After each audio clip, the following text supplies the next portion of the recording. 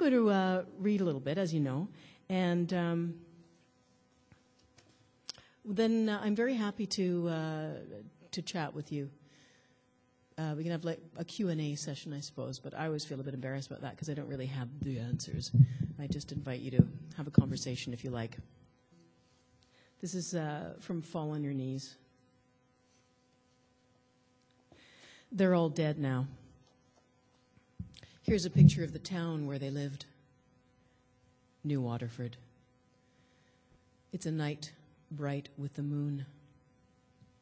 Imagine you were looking down from the height of a church steeple onto the vivid gradations of light and shadow that make the picture. A small mining town near cutaway cliffs that curve over narrow rock beaches below, where the silver sea rolls and rolls, flattering the moon. Not many trees, thin grass. The silhouette of a colliery, iron tower against a slim pewter sky with cables and supports sloping at a 45-degree angle to the ground.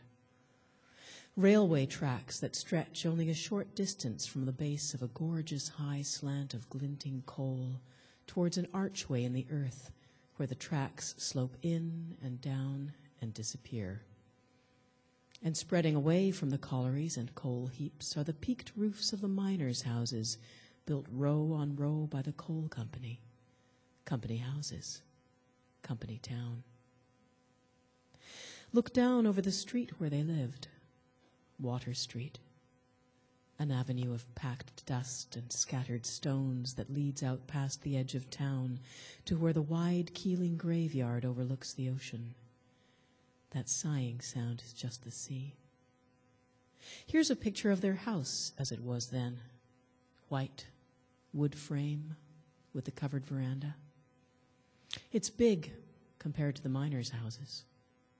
There's a piano in the front room. In the back is the kitchen where Mama died.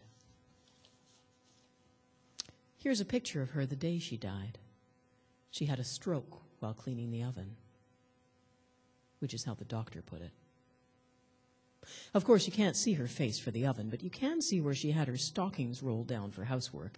And although this is a black and white picture, her house dress actually is black, since she was in mourning for Kathleen at the time, as well as Ambrose. You can't tell from this picture, but Mama couldn't speak English very well. Mercedes found her like that, half in, half out of the oven, like the witch in Hansel and Gretel. What did she plan to cook that day?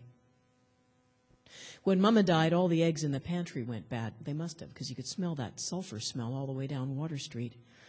So that's the house at 191 Waterford, Cape Breton Island in the far eastern province of Nova Scotia, Canada. And that's Ma, the day she died, June 23rd, 1919. Here's a picture of Daddy. He's not dead, he's asleep. See that armchair he's in? That's the pale green wingback. His hair is braided. That's not an ethnic custom. They were only ethnic on Mama's side. Those are braids that Lily put in his hair while he was asleep. There are no pictures of Ambrose. There wasn't time for that. Here's a picture of his crib, still warm.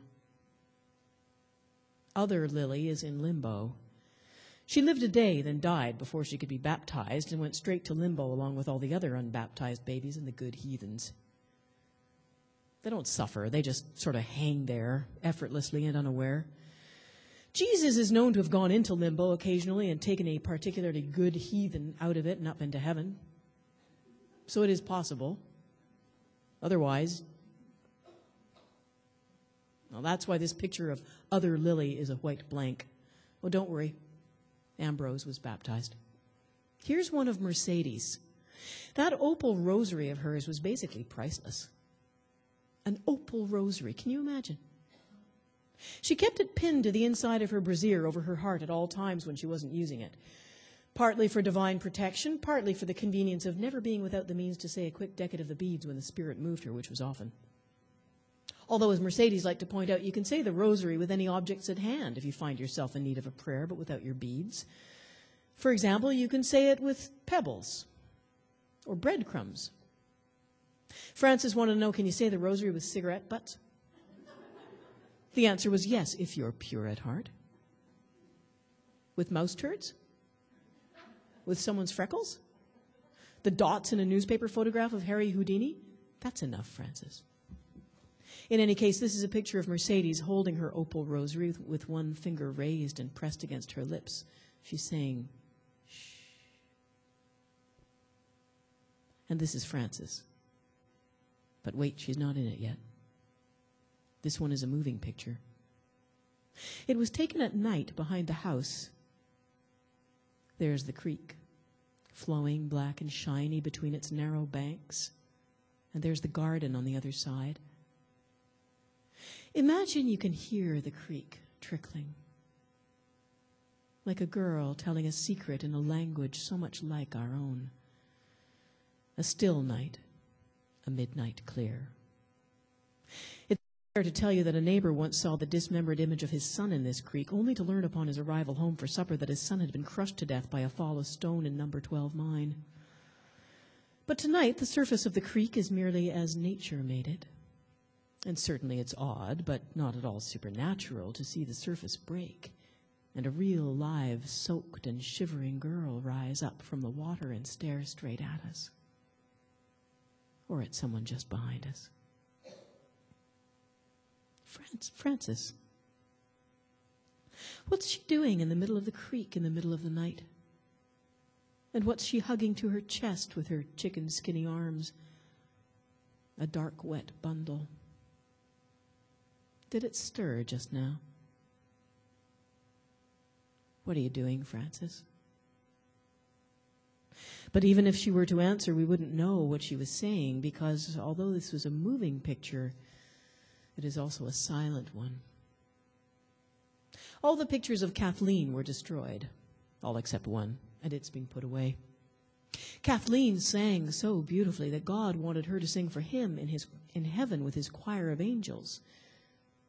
So he took her.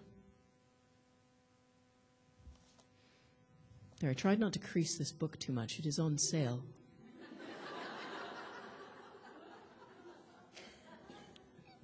Sorry. I pressed too hard with my eyeballs. There.